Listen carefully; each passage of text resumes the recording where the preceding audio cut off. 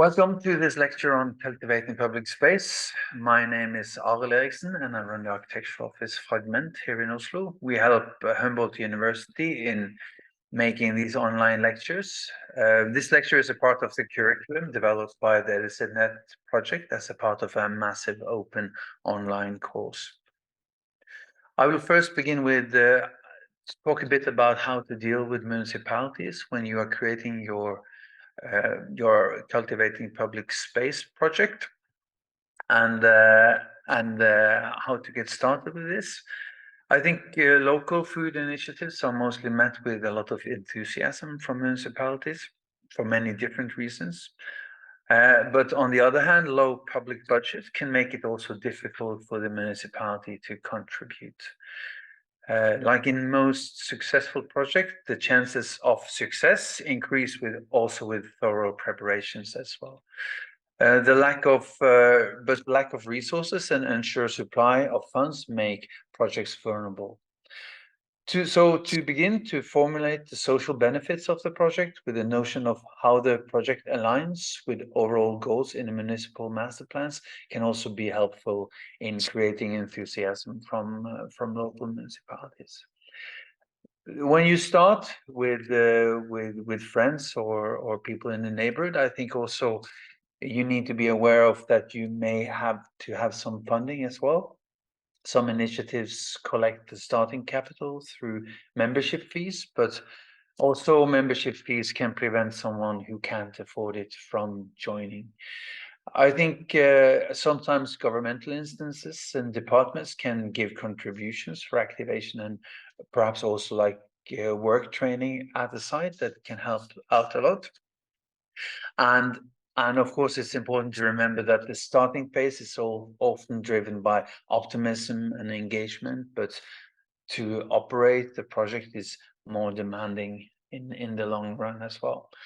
But also you can be lucky. Sometimes the municipality agrees to perhaps pay a hired gardener or maybe pay other people in the municipality to help out with making applications for funding, maybe to get in touch with other municipal bodies to get agreements and deals and all that as well.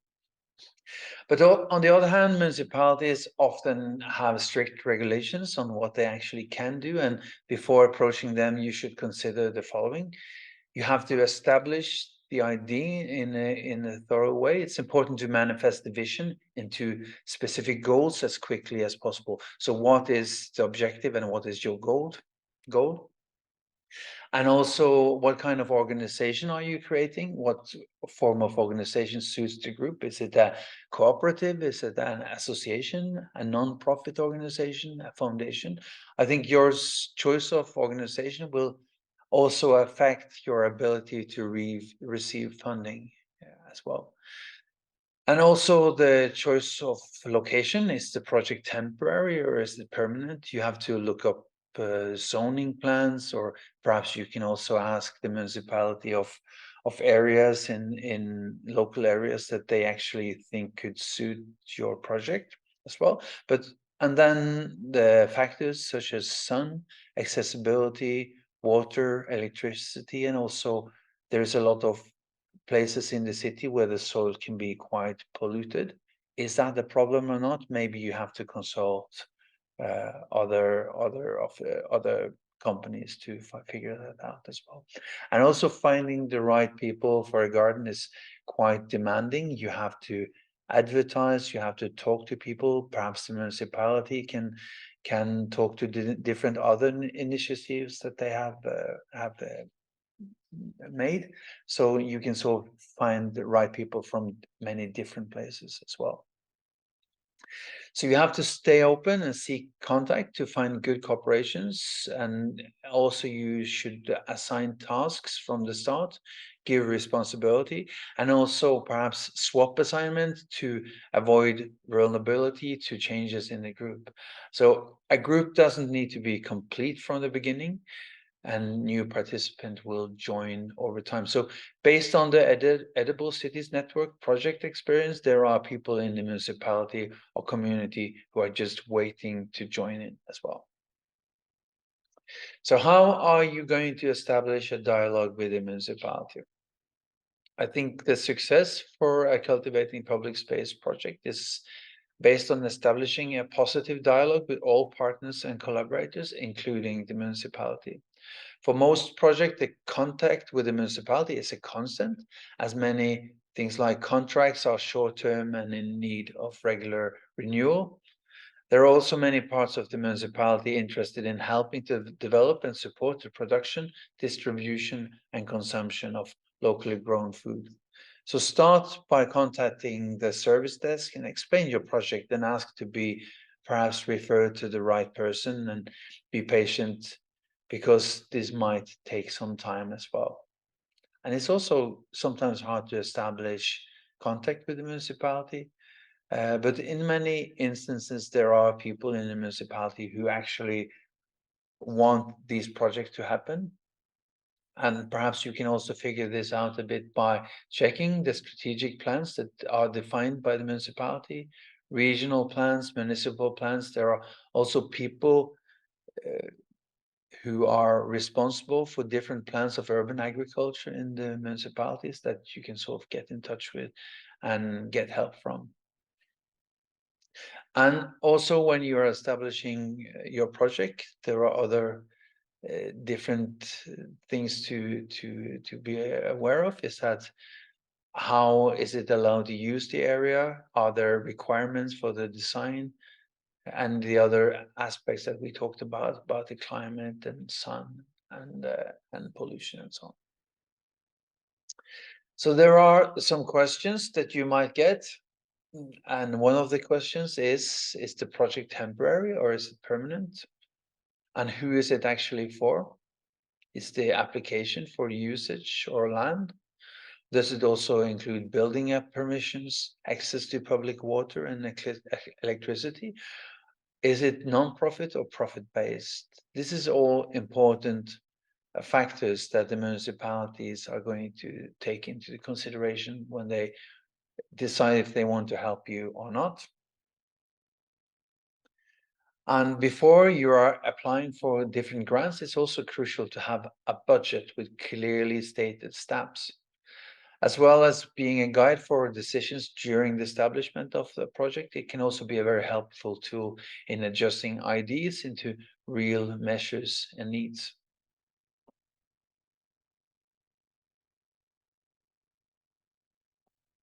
So what are possible resources from the municipalities? There are a lot of different grant programs earmarked for the establishment of urban agriculture and local food systems in most municipalities in Europe. There are contributions in the form of publicly funded gardeners, publicly supported labor in the form of people in work training, summer jobs for youths, or workshops. And you design what kind of organization models that will fit you. For example, there are several ways to apply for funding if you are an association. An association, on the other hand, will have a board and statutes. The members will have votes. The annual meetings is the principal organ for decisions where members easily can vote for changes in the statutes. So when you are decide for what kind of organization model that will fit you, you have to know how the organization actually works and how the organization also will be perceived by municipalities and different ways, the different funding that you can actually get as well. So I'm going to talk a bit about dealing with physical limitations in cultivating urban public space. It's first perhaps about finding your space. Many of the most suited locations for sustainable urban food production in our cities are public parks, squares, or gardens. These type of spaces can pose issues as they belong to everybody and therefore also nobody, making ownership challenging. And sometimes also the municipality have zoning plans that prohibit urban agriculture in these kind of public spaces. But then you have to approach your city administration to find out who owns and maintains the space that you want to use. A lot that is available for a limited time for instance, due to planned urban development at a later point, can often be transformed into a space for an edible city solution. And also going to talk a bit about how you are planning it in terms of borders towards the rest of the city. Many edible cities initiatives use thresholds as indirect fencing to emphasize the transition between the public and the project site. And these thresholds are used to define inside and outside. They also differ from the type of initiatives and type of private or public land.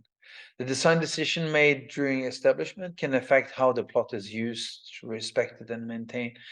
But fences, of course, should be avoided, but if needed for various reasons, consider natural techniques such as willow weavings. Creating a sense of place, a successful threshold can be bushes or plants, sticks with rope tied around the top, creating a sort of light fence, maybe a slight change in level, benches or other forms of low retaining walls. Successful design solution can also be done with the help of architecture and layout of the place rather than fences. I think in most instances fences should be avoided in this kind of urban agriculture project that is in public space as well. And you also would need access to water in this public space urban agriculture project. And I think water access must be resolved before anything else. There are different ways of getting access to water. I think in addition to a constant flow of water, you need to utilize stormwater and rainwater as much as possible. You can ask a local well driller if it's possible to drill for water. Then there must also be a place for a pump house with electricity. You can find system for recycling wastewater in collaboration with professionals, but also to connect to an existing waterworks. Work agreements must be made with a public or a private operator.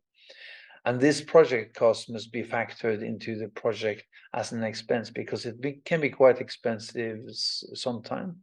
And if you don't have access to water, the project will be not so easy to maintain. A bit about the soil. Cultivation, of course, requires good soil, which can also often be challenging in cities due to contaminated land, asphalt, etc. Measure to combat contaminated soil, including mixing it in organic matter to increase soil biodiversity, covering the soil with garden waste to regulate temperature and prevent weeds, or using fiber cloth to physically separate the soil being cultivated from contaminated masses. There are also, of course, a lot of other measures to combat contaminated soil, and there is also different organizations that you can get in touch with to get help and get good ideas of how to prevent it. And sometimes also contaminated soil can be dealt with very locally, and it's not the serious problem that you think it is from begin with. Wood chip are great for soil covering. It can also be obtained for free from park maintenance. But you should also make sure to check if your soil has a lot of sand or clay in it, and this will impact how well it will retain water or withstand heavy rainfall. But an organization that you get in touch with to get counseling in terms of this agriculture will also give you a lot of good advice on how to work with the soil to create your project. When it comes to waste management, waste is inevitable in farming projects. Simple measures can ensure that you are self-sufficient in nutrition-rich soil, but check your municipality's regulation regarding composting. You should plan a good scheme for composting waste in a place that's easy to get to, but doesn't really take up sunny areas. Controlling temperature, ensuring access to oxygen, adding structural material will optimize the soil. And of course, cow or horse manure is the most effective, but there are also other methods like bokashi where microorganisms are added to the waste to ferment instead of rotting. A rule of thumb is that good compost should smell good as well. And when it comes to how to set up your urban agriculture project, also I think buildings is a good way to also create the outer limitations and the borders of your project, like we talked about that as thresholds. The buildings could be a tool shed. You could have a pavilion. There could also be just a roof over a social space. Could be a greenhouse. There should be a gate or another form of entrance, but also pallet frames, benches, and compost is a nice way of organizing and making different kind of physical spaces in your agriculture project. So built structures can be powerful tools also for creating identity and communicating what the project actually wants to achieve. Tool sheds are, of course, very important as they reduce the risk of theft of expensive items such as shovels, and it should be also lockable. And also, if you have a pump for a well, the pump for a well should be in a tool shed. A greenhouse can also be locked and allowing for walking in and out. Locked, or it can also be unlocked, of course, allowing for walking in and out also outside of hours. But you can also use this as a tool shed if you want. When it comes to furniture, I think it's important if you are creating urban agriculture in public space to also create some social spaces for people to meet the people the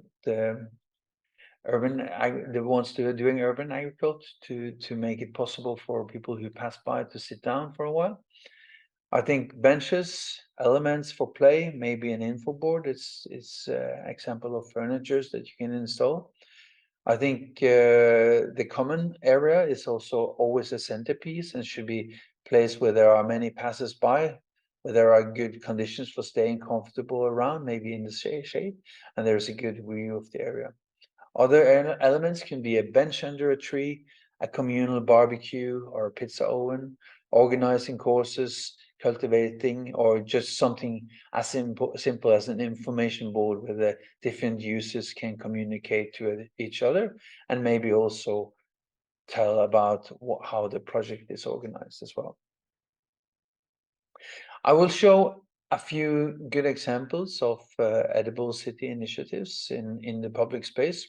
I think the city of Andernach in Germany is a very crucial example. The motto of Andernach is "Picking is allowed," and edible Andernach is now central to the branding of the city and attracts thousands of tourists annually. Throughout the city, there are small gardens, vegetable beds, and fruit trees, and everywhere residents and visitors are encouraged to help themselves to free fruits and vegetables. The initiatives are also integrated in schools and social services, including jobs and maintaining programs that helps maintain the crops as well. So you see an image of outside of the castle walls of Andernach, where there are public urban agriculture projects. In Oslo, we've had an initiative called Spiren Oslo, like Sprouting Oslo translated to English. It's the strategy for urban agriculture that the city of Oslo adopted in 2019. And the municipal strategy has 5 main goals, each with a set of detailed objectives. They want to create a greener city. They want to facilitate local food production. They want to create meeting places in a sprouting city. They want to create green educational arenas, and they also want to have to facilitate a collaborative city of knowledge. And to achieve this, the city depends on and proactively builds collaborations with civil society, social entrepreneurs, academia, etc. And another important thing with Sprouting Oslo is that they coordinated different municipal bodies that you could get in touch with Sprouting Oslo, and they could also help you get in touch with the right persons and also help you making deals with different municipal bodies who own different land. In Rotterdam, there is also a garden called Sportwien. It's a community garden, which is a part of the Essenburg Park, a climate-proof park in the heart of Rotterdam, initiated and planned by the local residents as a response for the local municipality or train company planning to cut the trees next to the train lines. As a reply, locals came together and initiated a community garden with a broader plan of being a climate garden, as Rotterdam is facing extreme weather conditions and rise in the sea level due to the climate change. The plan has been taken up by the local municipality and shows how edible city initiatives also help cities address climate adaptation. In Oslo, there is an initiative called Sanke, which we run in Fragment. Sanke is a website, an app that shares knowledge about edible plants in the city. And Sanke is also unique in that it has been developed with a strong UX and user perspective. It has been iteratively developed with a lot of user participation. And the website provides location of and information about public fruit trees, berry bushes, and the vast different species of edible plants in a city like Oslo. And the app also goes beyond this to share inspiration and recipes of how to use the plant in innovative ways. And Sanki is also collaborating with other initiatives. They have a collaboration with a candy factory. They are collaborating with chefs with events that sort of shows how to actually use the edible cities or the edible species of the city. And it's supported by both the municipalities of Oslo and different foundations. In Oslo, there is a public urban agriculture project in a public space called Losæter. It started in 2011 as an art project by the international art collective Future Farmers. And it was first commissioned by a local property developer that wanted to explore alternative public spaces. And is intentionally iterative, wanting to evolve together with its surrounding, with many different other initiatives joining in and taking part in the project. It has developed into a quite innovative public urban farm, including small allotments, a popular bakehouse, workshops, and community meals as well. And the place also allows for different initiatives experimenting with plants, soil, and community connections. And the farm also hosts both social and educational services. In Stockholm, there is an initiative called Trädgård på spåret. It's like a farm on the railway tracks. There are many spaces in the city that are not municipal, and sometimes the landowners can belong to museums, foundations, or infrastructure entities, such as the railroad companies and especially harbor authorities. Trädgård på spåret, meaning garden on the tracks, is a Swedish initiative that uses space at the railroad track, no longer in active use in the city. The project has struggled to get the long-term funding and has been forced to change the location from one railroad track to another, but has survived these changes. In Berlin, it's the well-known Prinzessinnengarten project, which I think also is a very interesting example of urban agriculture in public space. At first, it was at Moritzplatz, but now it has moved to a Neukölln, a site in Neukölln, in a former cemetery, and is run by a collective called Nomadische Grün. And the space has room for many different initiatives and activities, and it has 7.5 hectares, and is a pilot in exploring what they call a new culture of mourning in the city's cemeteries. The site has become a very multifaceted and popular public space. It has a really nice cafe, and it also attracts citizens to join in for practical workshop, ranging from bike fixing to composting, garden dinners, movie screening, political rallies, or simply hanging out in the cafe. And it attracts far more people than just gardening fans. And it has also experimental apiaries with experimenting different beehives. and has a planned school for perennials and has different interesting initiatives. So, and this was actually what we had when were in this lecture about cultivating public space. I think to sum it up, I think the most difficult part in creating an urban agriculture project in public space is to get access to land, is to get a group of enthusiastic people who are in it for the long run, and then also to create a place which invites the rest of the community to take part and engage, but at the same time keeping it as a place with a strong identity that people feel ownership to and wants to sort of evolve over time.